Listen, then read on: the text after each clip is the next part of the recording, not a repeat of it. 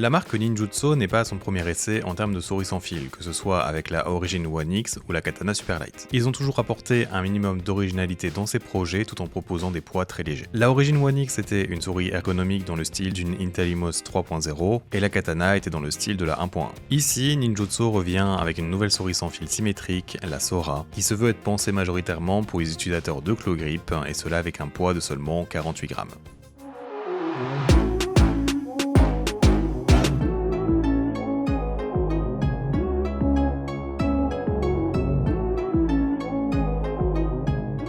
Et yo YouTube, j'espère que vous allez bien et je vais commencer par remercier la boutique française Maxisport qui a accepté de m'envoyer cette Ninjutsu Sora pour que je puisse vous en parler dans une vidéo. Comme vous avez pu le voir dans ces 3 dernières vidéos, il me permet d'avoir plus de produits à vous présenter car je ne peux bien sûr pas acheter tout ce qui sort. Je suis donc très content qu'ils soutiennent mon travail et je vous remercie vous également de soutenir la chaîne quand vous utilisez mon code promo qui est EUFRAOS5 lors de vos achats. Bien, passons maintenant à la souris. Pour vous donner un aperçu global, j'ai été assez étonné par cette souris, surtout sachant qu'elle sort au même moment que d'autres excellentes souris pour claw grip, comme la Pulsar X2, la Lanzo Atlantis ou encore la Game Gear XM2WE. De plus, j'avais déjà review la Katana Superlight à l'époque et la qualité de fabrication m'avait vraiment refroidi. Ici, avec la Sora, je n'ai rien à redire à ce niveau, et j'ai vraiment passé un très bon moment avec elle durant ma période de test. En termes d'unboxing, il est assez sympathique, et il est un peu plus sophistiqué en fait que chez d'autres marques, car la boîte s'ouvre comme un tiroir et vous avez une petite feuille en plastique translucide qui vous permet d'entrevoir la souris. Cette Sora a normalement 4 patins moyens posés en chaque coin, mais dans cet emballage vous avez également un set supplémentaire mais qui sont eux des larges patins.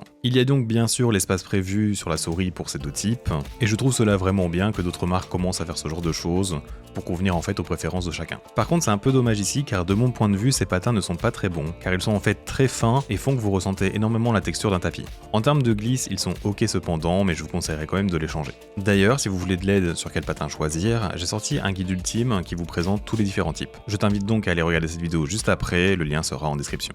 Ces patins étaient donc le premier petit point noir pour moi sur cette souris, et pour le deuxième, il s'agit du revêtement. Il est assez similaire de celui des Lanzo Atlantis blanches, mais il est peut-être un peu plus texturé, mais agrippe moins, voire pas du tout pour ma part. Dès le premier jour en fait, je lui ai donc mis des grippes sur les côtés, et je n'ai ensuite plus du tout eu de problème. En dehors de ces deux éléments, qui sont quand même facilement contournables, le reste est globalement positif. La qualité de construction en fait ne s'est pas détériorée et elle n'a pas un ressenti cheap malgré ses 47 grammes seulement. Ce qui est donc plutôt impressionnant pour une souris avec un gabarit moyen on va dire. Je peux quand même ressentir le plastique se courber sous la pression si j'appuie fort sur les côtés, mais c'est tout à fait logique car avoir un plastique assez fin est ce qui aide fortement à réduire le poids de la souris. Cependant, je n'ai pas un seul son de craquement lors de ces tests, ce qui est plutôt rare dans des souris de maintenant. Pour revenir à son poids, je le trouve bien équilibré et vous avez vraiment fait une bonne impression de légèreté lors de son utilisation, ce qui est donc un régal pour les utilisateurs de fingertip relax comme moi. Il y a encore une souris qui est plus légère dans cette catégorie, qui est donc la ATX, qui dans sa version sans trou fait 44 grammes. Et je vous ferai une review d'ailleurs de la version avec trou dans le futur.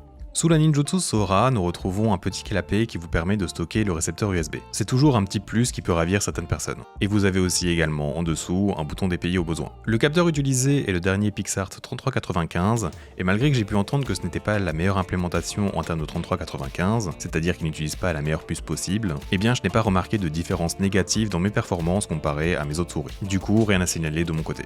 En termes d'autonomie de batterie, elle devrait durer presque une semaine, et il y a une petite LED qui clignotera en rouge sur le dessus de la souris pour vous avertir quand vous devez la recharger. Je vous conseille aussi de télécharger le logiciel de la souris directement, car il est réglé à 500 Hz de polling rate ainsi que 12 ms de debounce time. Je vous conseille donc de changer ces réglages pour 1000 Hz et 0 ou 2 ms. Vous pouvez vous permettre de mettre ce debounce time plus bas en craignant moins les problèmes de double clic, car les switches utilisés pour les clics principaux ne sont pas des Gem 8.0, mais plutôt des Wano noirs à point rose, comme leur Katana Superlight. Ce ne sont pas les mêmes Wano que ceux qu'utilisent par exemple la Lanzo Atlantis qui sont eux les bleus. Ce sont ici d'excellents switches également, et je pense d'ailleurs que je préfère cette implémentation à celle des Lanzo. Ils sont en fait plus légers ici, ce qui fait que vous perdez un peu de retour tactile, mais il vous faudra donc un peu moins de force pour les actionner. Les clics dans leur ensemble sont également très bons, je n'ai pas un poil de jeu latéral, et les trajets d'activation que ce soit avant ou après sont très minimales. J'ai aussi trouvé que niveau taille de ces clics, ils sont plutôt larges et très plats, ce qui pourrait donc être un atout pour certaines personnes j'imagine.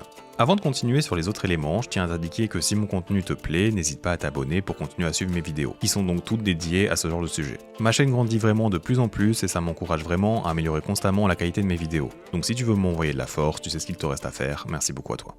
Niveau molette, elle ressort bien de la coque et on retrouve la même chose que la Katana Super Light niveau encodeur, c'est-à-dire donc un très bon encodeur TTC Gold, qui fait d'elle une molette bien crantée mais pourtant très légère à utiliser. Son clic est bien tactile et spammable sans difficulté, c'est donc une excellente molette pour mes préférences en tout cas. Pour ces boutons latéraux maintenant, ce ne sont pas les meilleurs car en fait il y a pas mal de trajets avant ou après leur activation, surtout sur celui qui est situé à l'arrière. Ils sont juste ok niveau feeling on va dire, mais niveau utilisation, il n'y a aucun problème. Je vais maintenant d'ailleurs vous passer un rapide sound test de ces différents éléments et on finira par parler de sa forme juste après.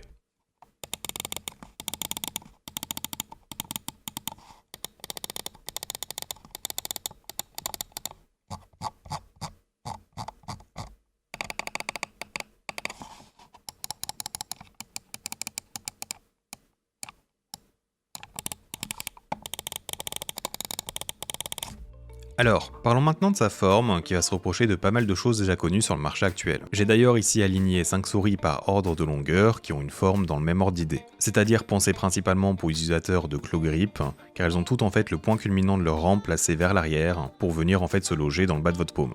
En premier lieu donc, niveau gabarit, elle est de taille moyenne, et se situerait d'ailleurs entre une Atlantis Mini et une Atlantis OG. Elle serait donc plus proche d'une Pulsar X2 en termes de dimension globale. Pour continuer dans mes comparaisons et pour décrire sa forme globale, je dirais justement que cette Sora est une espèce de fusion entre la X2 et la N-Game Gear XM2W, que j'ai ici. Au niveau des courbes sur les côtés, la X2 en fait est très plate, alors que la XM2W va se creuser vers l'arrière et sera en fait également plus fine vers le bas de la souris. Exactement comme la Lonzo Atlantis d'ailleurs. Et bien pour la Sora, ce sera un peu un mi-chemin, avec notamment ce creux encore présent dû au fait qu'elle s'élargit à l'arrière, plus qu'une X2 donc, mais ici en fait c'est moins agressif que la N-Game Gear. Et niveau boss ou rampe, elle emprunte ici un peu le ressenti des deux à la fois. Elle occupe en fait moins de largeur dans la paume, comme une X2, mais en termes de comment elle se ressent dans la main, c'est un peu plus comme la XM2W, avec un ressenti un peu moins uniforme ou tout rond, avec donc une petite proéminence vraiment au milieu de la rampe. Je finirai donc par dire que c'est un peu comme une N-Game Gear XM2WE dans un format un peu réduit. Mais ce n'est bien sûr pas ce que je qualifierais de mini, c'est vraiment ici une forme qui y ressemble en étant un peu plus discrète dans la main. Et cela donc au niveau de toutes ces courbes. Mes conseils seraient donc que si vous voulez un remplissage presque complet de votre paume pour du claw grip, pour être lock, partez plus donc sur la N-Game Gear ou la Atlantis. Mais si vous voulez encore avoir une petite marge de manœuvre, ou vous avez tout simplement une main très fine, partez plus sur la Sora. D'ailleurs personnellement, moi je préfère la forme de la Sora en comparaison aux deux autres plus grandes, car je n'utilise pas en fait de claw grip classique, mais plutôt un style hybride de claw ou juste un relax fingertip. Ici donc je n'ai pas les coins qu'on appelle en forme de diamant, qui sont aussi prononcés sur les côtés, et ce qui me permet donc d'avoir un meilleur confort dans ma prise en main, et cela ne m'oblige pas en fait à m'adapter ou changer quoi que ce soit. Le fait qu'elle soit plus effacée et moins large me permet tout simplement d'avoir plus de manœuvre dans mon utilisation, pour ma main qui est donc de 18 cm de long sur 10 cm de large je vous rappelle. En soi elle pourrait quand même convenir à tout style de grip je pense, surtout que c'est un format médium, mais je pense que pour du palm grip, la forme n'est pas vraiment des plus optimales cependant.